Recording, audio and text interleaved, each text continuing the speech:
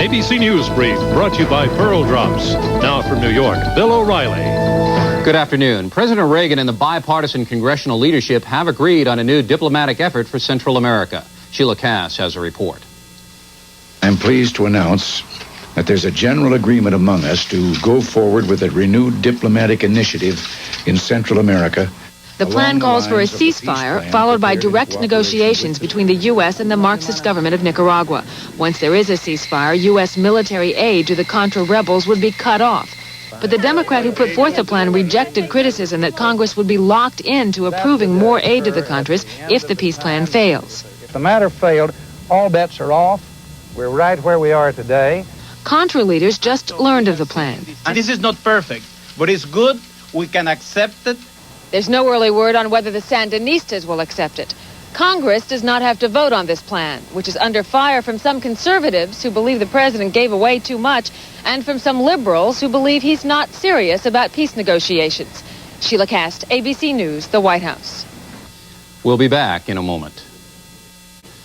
The USS Stark returned home to Mayport, Florida this morning, 2.5 months after the guided missile frigate was hit by 2 Iraqi missiles in the Persian Gulf. 37 crewmen were killed. In a brief ceremony, the crewmen were lauded as real heroes. In the Gulf, an Iranian military commander announced that Tehran would deploy its first submarine later this week. The Pentagon had no comment. But in a related development, Pentagon sources told ABC News that the U.S. is rushing several small gunboats to the Persian Gulf to protect shipping there. An undisclosed number of 65-foot gunboats left Charleston yesterday aboard the USS Raleigh. Also at the Pentagon, a bizarre incident this morning. An armed Ohio man tried to force his way into the building and was killed. Authorities were at a loss to explain his motive. Now this. And finally, in Los Angeles, ceremonies today to commemorate the 25th anniversary of the death of Marilyn Monroe. The event was marked by a chapel service and later a visit to her grave.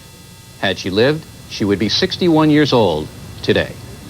That is News Brief. I'm Bill O'Reilly. We'll have more later on World News Tonight with Peter Jennings.